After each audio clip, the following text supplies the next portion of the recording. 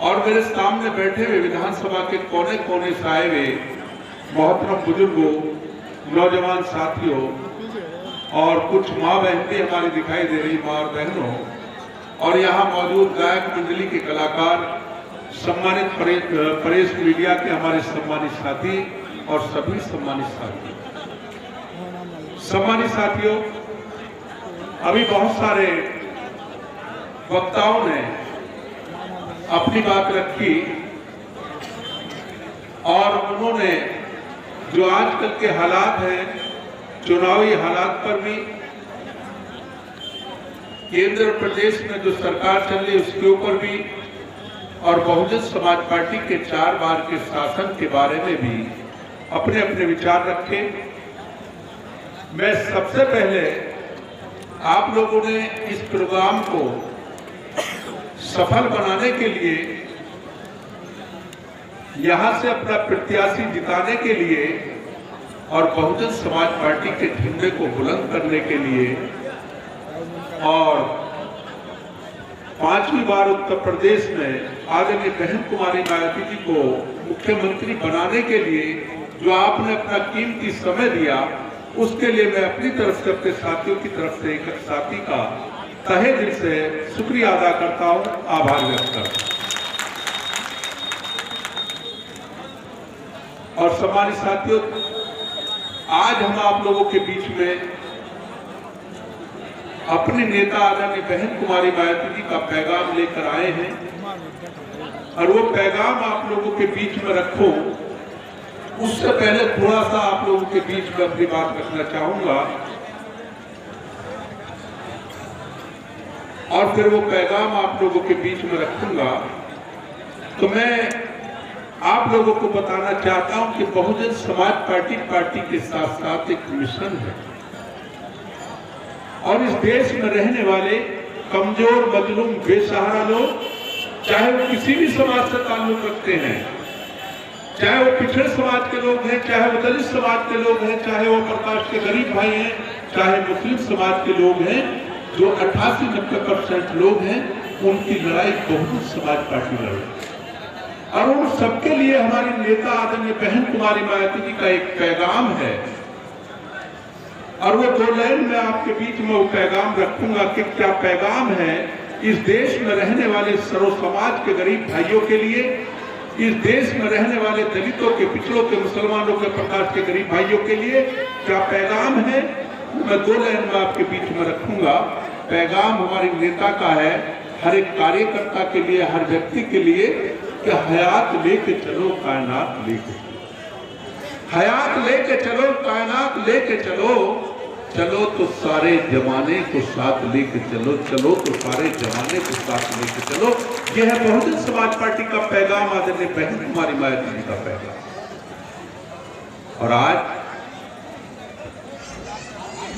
हम कहते हैं 74 साल इस देश को आजाद हुए हो चुके हैं। हम कहते हैं कि हम इस देश के अंदर आजादी की जिंदगी जी रहे हैं। हम कहते हैं कि हम इस देश के अंदर आजाद हैं। हर व्यक्ति कहता है कि हम इस देश के अंदर आजाद हैं। हर पार्टी का नुमाइंदा कहता है कि हम इस देश के अंदर आजाद हैं।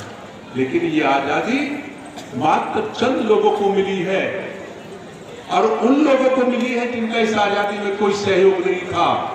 उन्होंने इस आजादी का फायदा उठाया है ये 88% लोग, जिनके खून पसीने से खींचकर ये आजादी हासिल हुई। ये आज भी इस देश को मरने के लिए तैयार है, मिटने के लिए तैयार है, लेकिन इस देश की आन को कहीं झुकने के लिए किसी भी हालत में बर्दाश्त नहीं कर सकते। कैसी आजादी मिली है जिसे हम कहते हैं कि हम आजाद हैं? कैसी आजादी है? हमारे बीच का एक व्यक्ति भूख से तड़पा था, जाड़े में ठिठुरा था,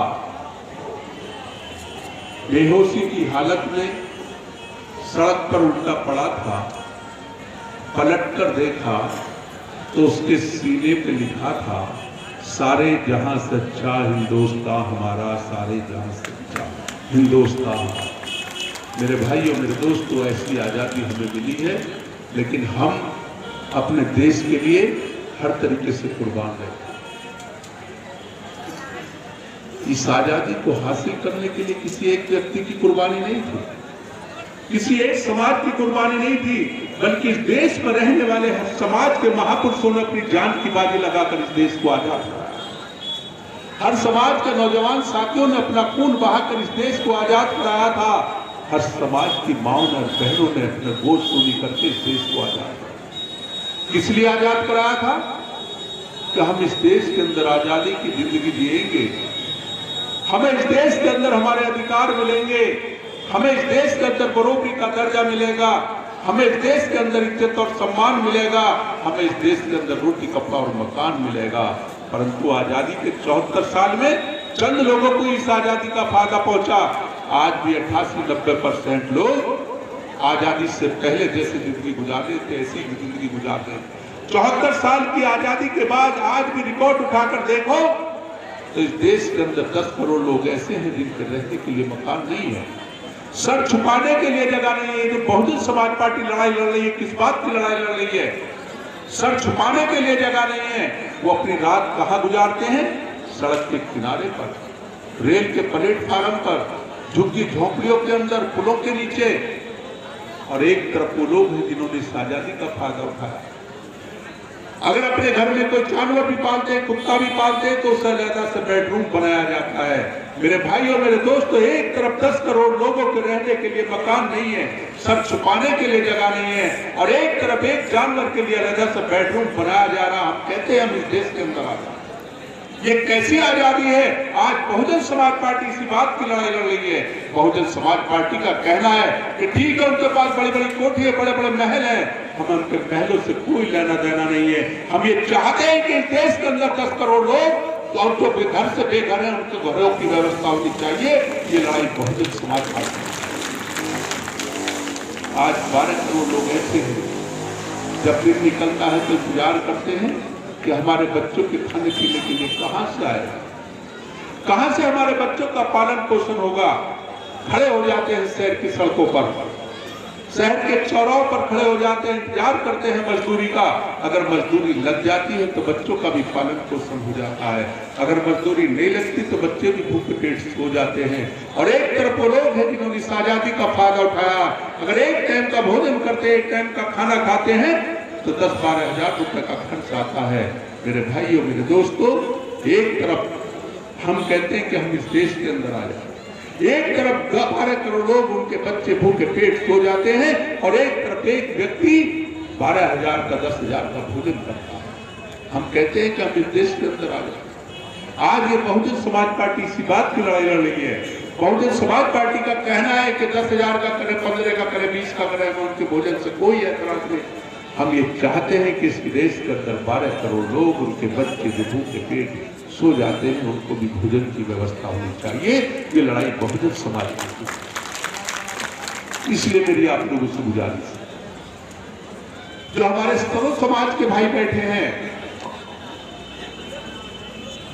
चाहे वो दलित समाज के, चाहे पिछड़े समाज के, चाहे मुस्लिम समाज के, चाहे प्रकाश के भाई हैं, गरीब भाई हैं, मेरी उन लोगों से गुजारिश है कि झंडे के नीचे आ जाओ, बहुजन समाज पार्टी के साथ जुड़ जाओ। और मैं दावे के साथ कहता हूं, जिस दिन इस देश के रहने वाले गरीब 88-90% लोग बहुजन समाज पार्टी के साथ जुड़ गए तो प्रधान से लेकर प्रधानमंत्री तक तुम्हारा होगा, ऐसे कोई रोक नहीं। क्योंकि वक्त बहुत ज्यादा हो गया, मैं ज्यादा समय नहीं लूंगा। मैं सिर्फ इतना कहना चाहता हूं कि आज देश में, प्रदेश में भारतीय जनता पार्टी की सरकार है, और कैसे मंसूबों के साथ, कैसे वादों के साथ, किस तरीके के सुनहरे सपनों के साथ ये सरकार केंद्र में, प्रदेश में आई, लेकिन वो सारे के सारे सपने खोखले साबित हुए। और बजाय उल्टा काम हुआ। इन्होंने सबसे पहले वादा किया था 7.5 साल पहले, इन्होंने कहा था कि अगर हमारी सरकार बनी तो इस देश का काला धन हम 6 माह के अंदर अपने देश में वापस लाएंगे, हर गरीब के खाते में 15 लाख रुपए जाएंगे। ये वादा किया था। हमारे गरीब भाइयों ने ये सोचकर कि अब हमारे दिन बहाल हो जाएंगे, सारी परेशानियां दूर हो जाएंगी और भरपूर वोट दिया और इनकी सरकार बनी। आज 7.5 साल हो गए, किसी एक गरीब के खाते में भी 1 रुपया नहीं है। और उसका नतीजा क्या निकला?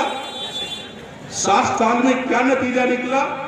नीरू अंबानी, विजय माल्या जैसे पूंजीपतियों के साथ इस देश का सफेद धन विदेशों में वोट उल्टा बेच दिया गया, हमारे देश को कंगाल कर दिया गया। ये वादा इनका खोखला साबित हुआ। इन्होंने कहा था कि हमारी सरकार आने पर प्रति वर्ष 2 करोड़ बच्चों को, युवाओं को हम रोजगार देंगे। मेरे भाइयों, मेरे दोस्तों, आज 7.5 साल हो गए, 15 करोड़ बच्चों को रोजगार मिल जाना चाहिए था, बजाय रोजगार मिलने के और रोजगार छीना जा रहा है। ये जीता जागता सबूत है। सारे सेक्टर प्राइवेट वालों को बेच दिए जा रहे हैं, चाहे यहाँ का रेल विभाग हो, चाहे यहाँ का इंश्योरेंस हो, चाहे यहाँ का उद्यान यानी हवाई जहाज हो, चाहे यहाँ का शिक्षा विभाग हो, सारे के सारे पूंजीपतियों को बेचे जा रहे हैं। आपके सब कुछ सामने है, चाहे विद्युत विभाग हो, सारे के सारे पूंजीपतियों को बेचे जा रहे हैं और उनके हाथ में इस देश की बागडोर दी जा रही है। अब आप अंदाजा लगाओ, आपके बच्चे सरकारी नौकरी करते हैं और आपका कोई बच्चा अपने परिवार को पाल रहा है, आसपास में अच्छा उसका इमेज है, और मान लिया आपका बच्चा रेलवे विभाग में जीएम है और उसे 1.5 लाख रुपए की तनख्वाह मिलती है, गाड़ी मिलती है, बंगला मिला हुआ है, अपने परिवार को मौज मस्ती के साथ अपना परिवार का पालन पोषण कर रहा है। और जब प्राइवेट व्यक्ति उसे ले लेगा तो लेने के बाद भी क्या कहेगा कि गाड़ी यहाँ को रख दे, बंगला यहाँ को रख दे, अब तुझे 50,000 रुपए की नौकरी मिलेगी, करनी करना आप अपने घर को जाओ। मेरे भाइयों, मेरे दोस्तों, ये क्या है? ये इन गरीबों के साथ खिलवाड़ है। इस देश में रहने वाले कमजोर मजलूम बेसहारा लोग, जो के बच्चे जो नौकरी करते हैं, उनके साथ एक खिलवाड़ है। इन्हें सबको गरीब बनाना चाहते हैं। चंद लोगों के हाथ में इस देश की बात को देकर सबको गुलाम बनाना चाहते हैं। ये इनकी पॉलिसी है। ये वादा भी इनका खोखला साबित हुआ कि हम रोजगार। मेरे भाइयों, मेरे दोस्तों, इन्होंने कहा था कि हम डीजल पेट्रोल के रेट कम करेंगे। कब कहा था? जब 50 से 60 रुपए लीटर पेट्रोल डीजल बिकता था। आज 100 रुपए से ऊपर पेट्रोल डीजल बिक रहा है। ये क्या पॉलिसी है इनकी? आप नहीं समझ पाओगे ये पॉलिसी, क्योंकि अगर ये डीजल और पेट्रोल का रेट बढ़ाएंगे, इसे महंगा करेंगे, तो ये समझ लो जो जरूरियात की चीज है, जो गरीबों के हर वक्त की जरूरियात की चीज है, चाहे वो सब्जी से लेके, अनाज से लेके, दलहन से लेके, तिलहन से लेके, जो सारी की सारी चीज महंगी हो जाएंगी और जो इनके गरीब लोग हैं उनके ऊपर इसका भार पड़ेगा और ये कमजोर हो जाएंगे, गुलाम बन जाएंगे। इनकी ये पॉलिसी है। इसलिए मेरे भाइयों, मेरे दोस्तों, ये डीजल पेट्रोल के रेट इंटरनेशनल रेट ये नहीं है, बल्कि इन्हें कम कर रहे हैं। ये इन्हें गरीबों को और गरीब बनाना चाहते हैं। इनकी एक पॉलिसी है। इन पॉलिसी से आप लोगों को होशियार रहने की जरूरत है। इन्होंने कहा था कि हम किसानों के हित में फैसले करेंगे, किसानों की फसल का दुगना मूल्य देंगे। मेरे भाइयों, मेरे दोस्तों, मैं डिटेल में नहीं जाना चाहता। आज किसान कितना परेशान है, 1 साल से धरने पे बैठा है। अरे कानून बना दिए, उनकी जमीनों पे कब्जे करने के लिए लोग तैयार हैं। और इतने नहीं, अगर डीएपी, यूरिया आप देख रहे हो किस तरीके से लैंड में मिलकर बिल लगने नहीं मिल पाता है। किसान पूरी तरीके से मजबूर हो चुका है, बर्बाद हो चुका है। ये कहां से मूल्य बढ़ाएंगे? अरे नहीं, अगर मूल्य बढ़ाना तो सबक लेना चाहिए था आदमी बहन कुमारी मायावती जी से। आपको मालूम होगा जब 2007 में बहुजन समाज पार्टी की सरकार बनी थी, तो कुर्सी पर बैठने से पहले, जिस दिन कुर्सी पर बैठी उस दिन ये ऐलान किया था। आपको सबको मालूम है कि जो किसानों का 5-5 साल, 6-6 साल का किसानों का करने का मूल्य बाकी है, अगर 15 दिन के अंदर किसानों के खाते में नहीं गया, किसी मिल मालिक ने नहीं डाला, तो उस मिल मालिक की आर्थिक जागरूक कर दी जाएगी और किसानों के पेमेंट को अदा किया जाएगा। 15 दिन के अंदर किसानों का पेमेंट हुआ। और ये भी ऐलान किया था, आपको मालूम होगा कि उस वक्त गन्ने का मूल्य क्या था? 120 रुपए कुंटल था। और कब से था? जब से देश आजाद हुआ।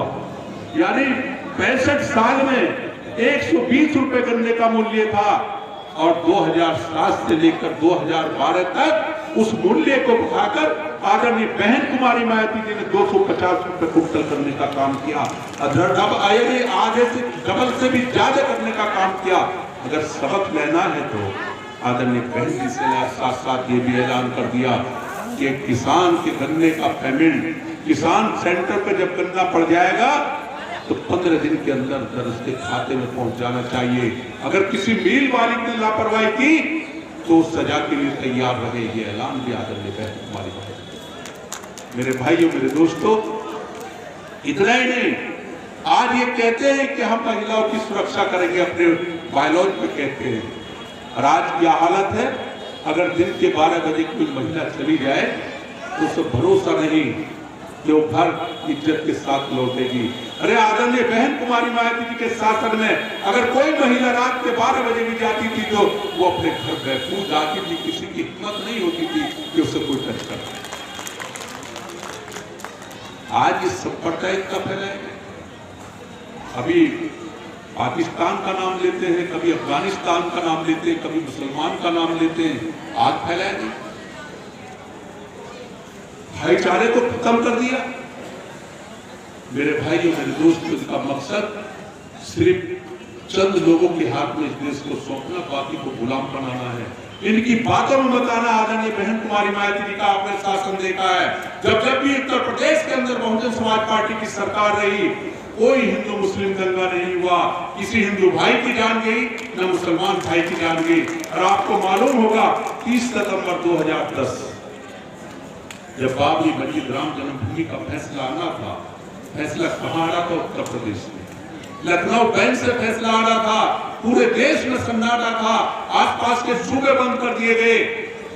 लेकिन आदरणीय बहन कुमारी मायावती जी ने कहा कि मेरा सूबा बंद नहीं होगा, मेरा प्रदेश बंद नहीं होगा, मेरे प्रदेश में ऑफिस भी खुलेंगे, स्कूल भी खुलेंगे, कॉलेज भी खुलेंगे, निरंतर सारे कार्य होंगे, क्योंकि मुझे भरोसा है अपने हिंदू भाइयों पे भी, मुसलमान भाइयों पे भी। अगर कोई भी फैसला आया हमारे हिंदू भाई भी स्वीकार करेंगे, मुसलमान भाई भी स्वीकार करेंगे। और जब अदालत का फैसला आया तो हमारे हिंदू भाइयों ने भी स्वीकार किया, मुसलमान भाइयों ने भी स्वीकार किया। मेरे भाइयों, मेरे दोस्तों, ऐसा भाईचारा कायम किया। अगर कहीं कोई कांटा हिंदू भाई का लगता था तो मुसलमान भाई उसके दर्द को महसूस करता था। अगर कोई तकलीफ मुसलमान भाई को होती थी तो उसकी तकलीफ हिंदू भाई महसूस करता था। ऐसा भाईचारा पैदा किया। लेकिन इन्होंने एक सांप्रदायिकता फैला के इस भाईचारे को खत्म करने का काम किया। इसलिए मेरी आप लोगों से गुजारिश है कि भाईचारा बनाओ, आपस में सब मिलजुल कर रहो, क्योंकि इन्होंने हमेशा आप लोगों को तबाह बर्बाद करने का काम किया है। इस देश में चाहे दलित समाज के भाई हैं, चाहे पिछड़े समाज के भाई हैं, चाहे अपर कास्ट के गरीब भाई हैं, चाहे मुस्लिम समाज के भाई हैं, इन सबको इन लोगों ने पीटा है, जिन्होंने आज हुकूमत में बैठे हैं। और आप सब मैं कहना चाहता हूं कि आप एक हो जाओ, क्योंकि आप पिटे पिटे एक हो सकते हो। जिन्होंने हुकूमत की है तुम्हारे ऊपर, ये तुम्हारा कभी साथ नहीं दे सकते। और हमेशा याद रखो, गरीब गरीब का साथ दे सकता, कभी अमीर गरीब का साथ नहीं दे सकता। कमजोर कमजोर का साथ दे सकता, कभी ताकतवर कमजोर का साथ नहीं दे सकता। इसलिए पिटा हुआ पिटे हुए का साथ दे सकता, कभी पीटने वाला पिटने वाले का साथ नहीं दे सकता। और एक मिसाल देकर बताओ कैसे आपस का आप एक दूसरे का साथ हो सकता है, चाहे वो दलित समाज के भाई है, चाहे पिछड़े समाज के भाई है, चाहे अपर कास्ट के गरीब भाई है, चाहे मुस्लिम समाज के भाई है। जो इस देश के अंदर पिटे हैं, आपस में इनका मेल हो सकता है। और जिन्होंने पीटा है, जो हुकूमत कर रहे हैं, तुम्हारा कभी इनसे मेल नहीं हो सकता। आपने बाजरे की खिचड़ी देखी होगी, अगर बाजरे की खिचड़ी में दूध मिला दिया जाए तो उसमें मिक्स नहीं होता, अगर उसमें मट्ठा मिला दिया जाए तो उसमें मिक्स हो जाता है। दूध क्यों नहीं मिक्स होता? क्योंकि बाजरे की खिचड़ी कुटी हुई होती है, दूध गर्म होता है और गर्म होने के बाद खिचड़ी में पड़ जाता है, खिचड़ी नीचे बैठी रहती है, दूध ऊपर तैरता रहता है। आप चम्मच से कितने भी चलाओगे तो उसमें मिक्स नहीं होता, खिचड़ी नीचे बैठी रहेगी, दूध ऊपर तैरता रहेगा, वो उसमें मिक्स नहीं होता। मट्ठा क्यों मिक्स हो जाता है? क्योंकि बाजरे की खिचड़ी मूसल से कुटकर बनती है, तो मट्ठा भी रही से पिटकर बनता है। पिटे पिटों का मेल हो सकता, कभी पीटने वाले पिटने वाले का मेल नहीं हो सकता। इसलिए मेरे भाइयों, मेरे दोस्तों, अगर तुम्हारा आपस में मेल हो सकता है तो इन दलितों के साथ हो सकता, पिछड़ों के साथ हो सकता, प्रकाश के गरीब भाइयों के साथ हो सकता, मुसलमानों के साथ हो सकता। जो तुम पे हुकूमत कर रहे हैं इनसे कभी तुम्हारा मेल नहीं हो सकता। इसलिए सब एक साथ जुड़ जाओ और पैगाम दे दो कि हम एक साथ हैं, हमारा मेल हो चुका है, और उखाड़ के फेंक दो उत्तर प्रदेश से इन भारतीय जनता पार्टी के लोगों को और बना दो 5 बार उत्तर प्रदेश के मुख्यमंत्री बहन तुम्हारी मां। मेरे भाइयों, मेरे दोस्तों, अब मैं, क्योंकि वक्त ज्यादा हो गया, मैं ज्यादा समय नहीं लूंगा, मैं इतना ही कहूंगा। एक शेर पढ़ के आप लोगों को बताऊंगा कि आज अभी धर्मेंद्र चौधरी कह रहे थे कि बहुत